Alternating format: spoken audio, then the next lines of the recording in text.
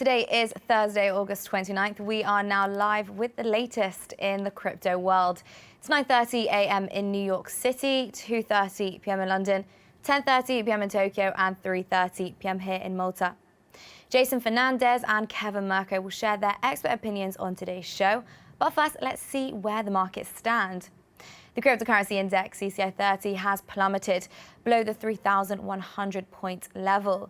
The index stands nearly 20% in the red so far in August, and its year-to-date gain has eased back to just over 40%. The 30-day Bitcoin volatility index has stood close to the 3.5% mark for nearly 2 weeks now. We are likely to see an increase following today's market turbulence. And trading activity has increased as the markets declined. The CoinMarketCap website's daily volume measures at more than $60 billion. The Messari website's so-called real-time volume has jumped above the $2.1 billion mark. The Bitcoin dominance indicator stands at 69% after briefly approaching the 70% level yesterday. The top 5 digital assets are all trading in the red. Bitcoin has continued trending lower after moving south of the 10K mark yesterday. Ether is down by nearly 10% to settle below the $170 price level. XRP has found support around the 25-cent zone. Bitcoin Cash is down by 8% as it dropped below the $300 psychological level. And lastly, Litecoin halving has recently taken place in both the mining and rewards and its price. The coin currently trades at $65 on a drop of close to 10%. The Coin 360 heat map shows a sea of red, and it is a particularly dark shade today. The Tether stablecoin stands out with an increase as traders are looking for stability. Now, according to the token spread website, Bitcoin trades at a premium of more than 3% on the XMO exchange. The marketplace has the biggest spread for the Bitcoin dollar pair. We will now take a quick look at some of the characteristics of Insola. It is a global technology company that is building public and private blockchain solutions on the Insola blockchain platform. It claims to be the most secure, flexible, and scalable blockchain for business. The platform has its own native coin that trades with the ticker INS. It is used for staking, governance, and payments, and according to the CoinMarketCap website, its price peaked at $10 in January of 2018, and currently it trades at less than 30 cents. We will now review the performance of 5 cryptocurrency asset classes as grouped by the Messari website. The infrastructure group first, it is down by nearly 10%. There's red across the table here. The media and entertainment category has lost more than 10%. All of the major assets are down by double digits. The financial sector has declined the least, but it is still more than 8% in the red. The currency category shows a similar decline as it is down by nearly 8.3%. And lastly, the services section shows the top decline as it is down by nearly 11%. This is despite the Golem's GNT token surging by 20%. This is where the 5 major cryptocurrency categories stand so far this Thursday. We will now provide you with an overview of the most significant moves among the top 100 cryptocurrencies. We will then be back with our crypto experts after this short break, so make sure you do not go anywhere.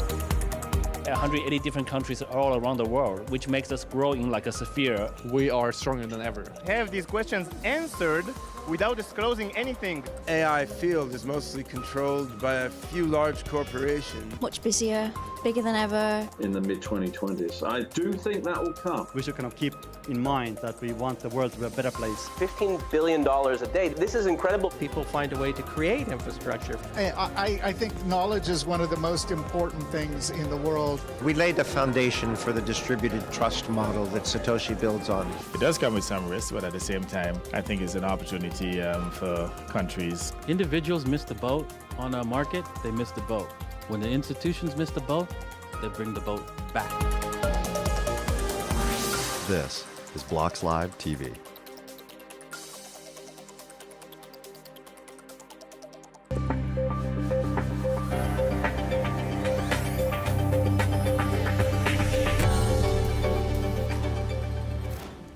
We are back with Kevin Mirko, CEO of the Coin Metro Exchange, and Jason Fernandez, COO and co-founder of AE Token. Guys, welcome back to the program. How are you doing today? Good. How are you doing? I'm doing well, thank you very much. Now, Kevin, we will come to you first. We are seeing higher lows during the recent weeks for Bitcoin.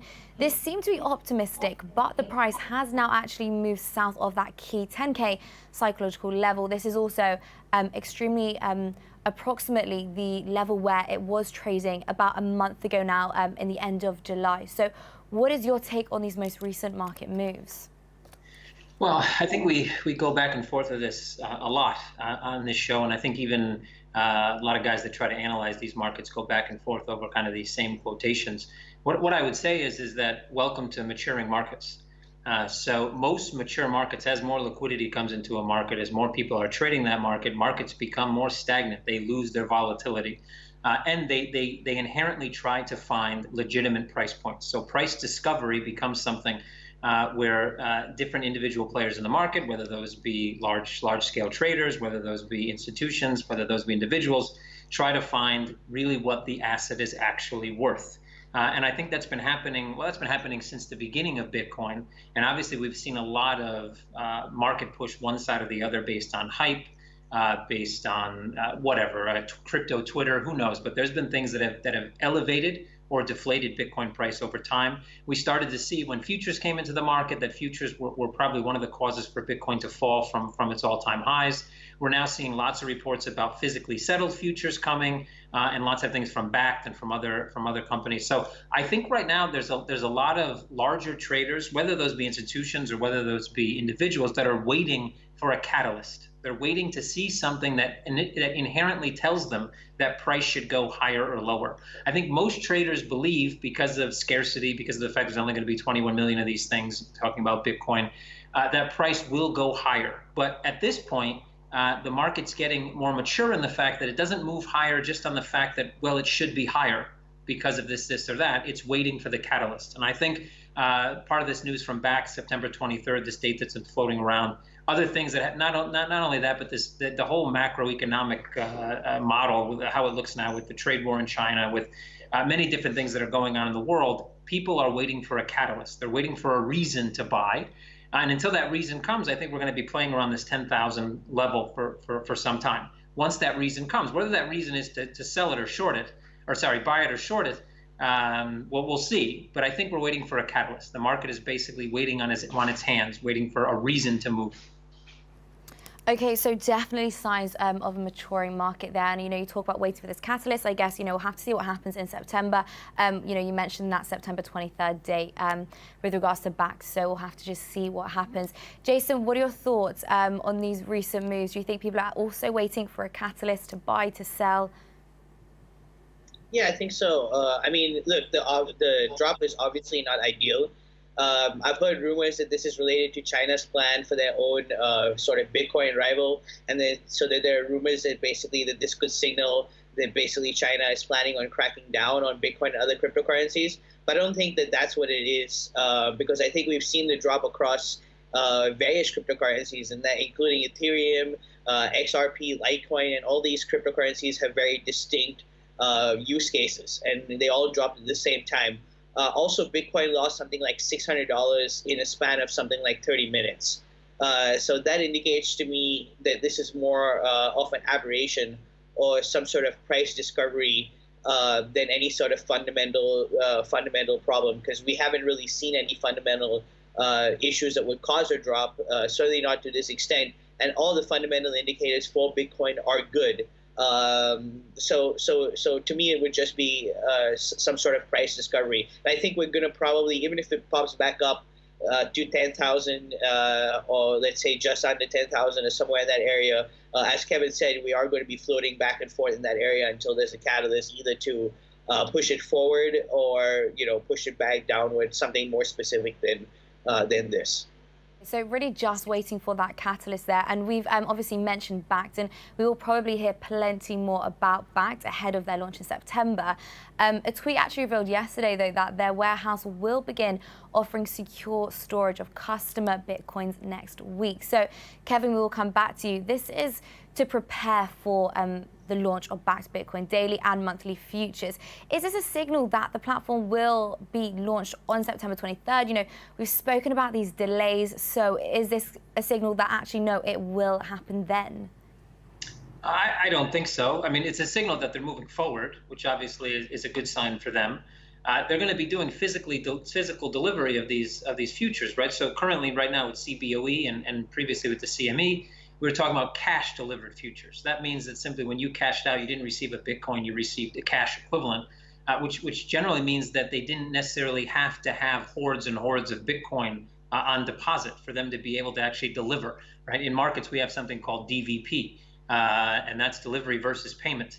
But when you're talking about cash delivery, that means you just have to have cash. When you're talking about physical delivery, you need to have Bitcoin. So I think what they're simply doing, it's kind of like if you're, to give you some type of analogy here, let's say you're going to open up a consignment store. Well, you have to have actually things on consignment before you can open the doors. So the first client to walk in has nothing to buy.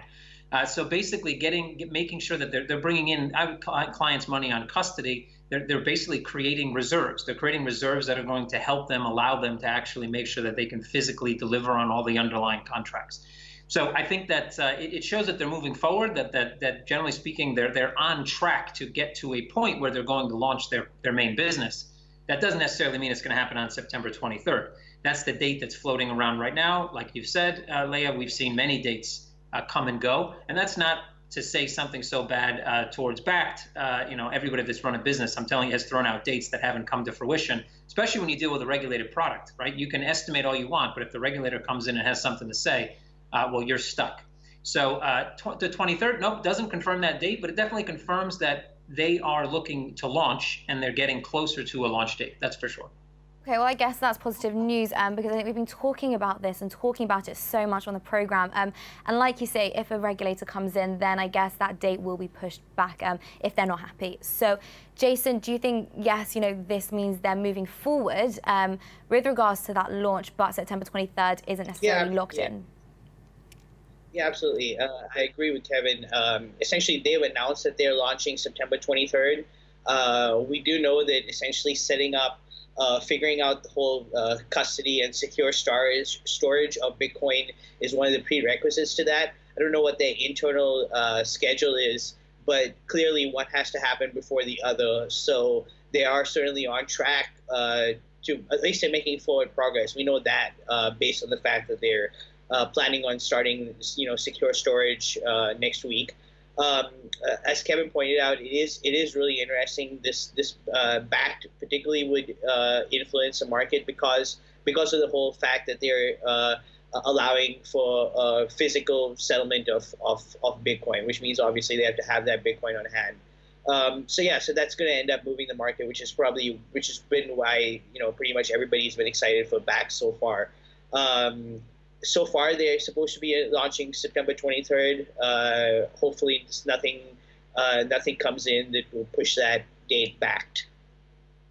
If you pardon the pun there, I quite like that. I just want to move on because we have spoken a lot on our show about the relationship between Bitcoin and gold. And Reuters actually released an exclusive report on fake branded bars slipping dirty gold into world markets. So quite an interesting one, actually. And according to the article, the fakes are hard to detect, making them an ideal front runner for narcotics dealers or warlords. So, Kevin, we'll come back to you. Does this underline the need for Bitcoin, and maybe this issue can be solved by putting gold on the blockchain for traceability purposes?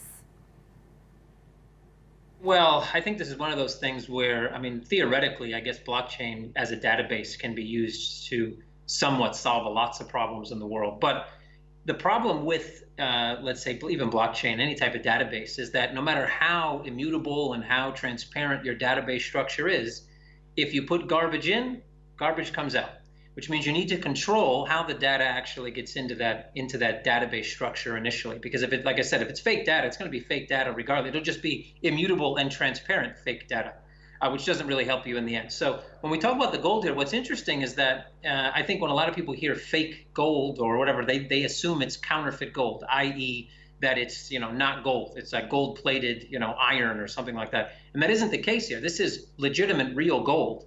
The difference is that they're just stamping it with a stamp that says, let's say, the Swiss refinery or the German refinery or whatever famous refinery, so that it gets into the circulation so that they can easily move it around the world. Because that stamp is basically saying that someone has vetted that piece of gold, right? Now, what that means is, though, they still have to get it into circulation. Somebody put that gold into circulation, right? Somebody. So that person obviously either knew or didn't know or couldn't verify at the point of entry that it was fake. So blockchain in this instance wouldn't solve anything, because they simply would have still accepted it, added it into a ledger, and now it's in circulation. So I don't think it would have solved anything. Here we have something in the gold markets, I think, called the 4 nines, which is basically that most gold bars are 99.99% pure gold. And apparently that's very difficult to fake, i.e. it's very difficult without very expensive machinery to be able to make gold that's 99.99% pure. And they say that when they do test these things, that the majority aren't 99.99, they're 99.90 or 99.92 or something like this. Obviously there needs to be specific equipment in order to verify that as well. So the solution here is to make sure that equipment is available at any point of entry into the system. That's it. The database that takes the entry of that data is not going to solve the issue of garbage data going into it. Really, it's about, I guess, controlling what's going in, because at the end of the day, it's the blockchain is traceable and immutable, but it doesn't actually tell whether something is fake or what garbage is going into it, as you put it. So, Jason, we will come back to you. What are your thoughts on this? So, barring a 51% attack, Bitcoin just cannot be counterfeited, right? So that's one of the main USPs about gold about Bitcoin is that it really just can't be counterfeited. The whole problem about putting gold on the blockchain, as Kevin pointed out, is it's really the point of entry that's a failure. Whether the movement of that blockchain gold is tracked on the blockchain, nobody knows at what point that gold was maybe switched out for other gold with, let's say, similar markings. So having that gold in the blockchain doesn't necessarily say anything about the authenticity of that gold. But it does help to some extent in being able to prove provenance. So you might be able to trace back. You could trace back where the chain started, but you wouldn't know, again, when that was switched out. So the problem with tokenizing gold, or even if you were to tokenize gold and then trade those tokens, you would still need a trusted custodian, and you still need to trust essentially the area that's holding your gold, that they're not switching it out, for example. So Bitcoin doesn't need that trusted custodian. That's one of the main deals about Bitcoin, is it's a system of building trust in an otherwise trustless area. So that's an area I think that Bitcoin will have over gold that I can't see gold overcoming. Okay, so really interesting there. So I guess the blockchain won't really be able to solve this issue, and always a pleasure kind of comparing those differences between Bitcoin and gold and sort of pointing out, I guess, why in some cases Bitcoin might be better as an asset than gold. Very interesting. So Jason, we will stick with you actually, because I want to discuss this week's edition of Coinmetrics State of the Network report. So first of all, last week, the realized market capitalization of Bitcoin surpassed the $100 billion mark for the first time. And this is a metric where capitalization is calculated by valuing each unit of supply at the price it last moved instead of the current price. So do you see this as a more accurate calculation model for digital assets? So one of the points is that many Bitcoin have actually been lost over time. But essentially, the fact is that they still contribute to the total market cap because they can't be destroyed. So the whole idea behind Coinmetrics sort of realized market cap metric is that it sort of checks, again, as you pointed out, the price that it last moved on. So if Bitcoin moved on the blockchain today, contributes to 10,365, actually 9,500 of the market cap. Whereas Bitcoin, let's say, moved in November, is valued at something like $330, for example. So it's not a perfect measure, but some people argue that it's more accurate. One of the benefits of this sort of realized market cap is that it's less influenced by sudden price surges. For example, the Bitcoin bull run in 2017, and sort of accounts for the fact that a few coins are trading, at really large, really high prices, and sort of ensure that those coins did not affect the entire network's value at that time. The one thing I would point out is part of that argument is that since a lot of Bitcoin have been lost over time, them contributing to the market cap actually skews the results. I think one thing I want to add to that is that I think if it is indeed true that so much of Bitcoin has actually been lost over time, the value of Bitcoin anyway will rise to probably higher than it would if you were to just calculate its market cap, because it would be a scarcity. I mean, Bitcoin is a digitally scarce good. So if it turns out that only 15 million Bitcoin are accessible, Bitcoin is just going to massively rise in value. So I don't think that really is. I think those will cancel each other out at the very least, if not, be a bigger contributor. Okay, quite interesting. So thank you for your thoughts there. So Kevin, we'll come back to you. Do you see this as a more accurate calculation model for digital assets? So like I like to do sometimes, short answer, absolutely not. Longer answer, I think Coinmetrics just ran out of metrics, and they had to pull something out of thin air, and this is what they came up with. It's rather ridiculous, because it's like saying I deposited 100 euros to my bank account back in 1976, and there's and now for some reason they're worth less because I haven't spent or more actually, because back in 1976 $100 was probably worth more than it is today. It seems ridiculous to me. I think the much better metric would be exactly what Jason said, is that if they've been out of circulation, especially if there's proof that they can't come back into circulation, i.e. lost private keys, then they should just be out of circulation entirely. If they were last moved when Bitcoin was $10, how does that actually make them worth $10 now? Because if they move today, they obviously would be worth current market price. I don't see any. I mean, I tried to put on my Economics 101 hat. I sat there for like an hour staring at this thing. I don't get it. I don't get how this metric makes any sense in terms of the actual market capitalization of the asset. I think, like I said, I think Coinmetrics had probably like 15 metrics in their report, and they're like, 16 would be so much better. And then, they just had like, I don't know, they passed around a notebook around an office, and some smart guy came up with this one. But I don't see any value in this whatsoever. I think it's garbage, to be quite honest. Okay, so like you said, after staring at it for an hour, you still could not make any sense of it. I do just want to stick with Coinmetrics for the minute, because according to another Coinmetrics report, there was another all-time high last week, saying, mining revenue exceeded $14 billion for Bitcoin, and this is the total US dollar value of all block rewards plus fees calculated on a daily basis using that day's price. So Kevin, I will stick with you for the minute because you're very passionate about this. What does this indicator tell us? And I guess, secondly, what do you think of the indicator as a whole? Okay, so this one has a little bit more merit, I guess, because it's actually based on real data. And here, that we're taking the data, the value of the Bitcoin mine or the fees mined at the time of mining, which makes sense because you don't know what happened with those fees, whether they were spent, sent somewhere else, et cetera. So I remember seeing somewhere that I think it took 8 years to hit the first 5 billion worth of fees collected. It took 8 months to hit 10 billion. And now we're on track, I think, after roughly a year to get that third 5 billion. So to go from 5 billion to 10, 8 years, or to 0 to 5, sorry, 8 years, 5 to 10, 8 months, and 10 to 15, roughly 1 year.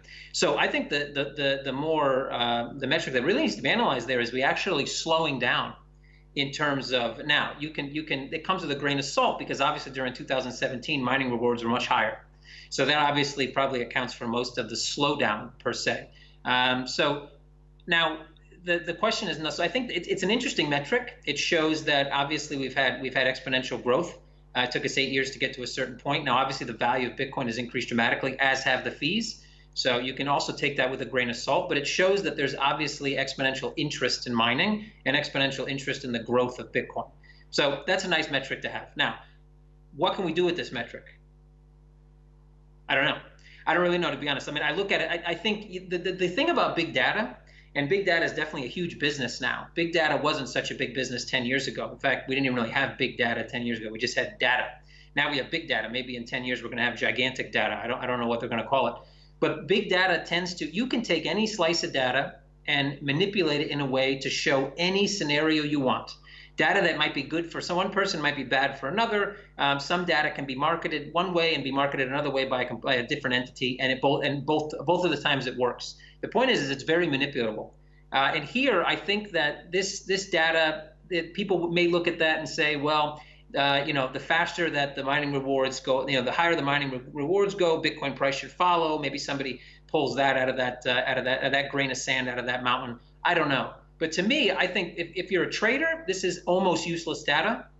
If you're a holder of Bitcoin, it may be there just to give you some hope in the fact that obviously there's more and more people mining, which means even once we get to the point where Bitcoin becomes scarce enough, where mining rewards are down to such a low extent, what this kind of tells you is that perhaps the amount of fees that they're mining will actually, to some point, and the value of Bitcoin at the time, will basically kind of keep them whole, meaning that they will continue to earn money, they will continue to mine.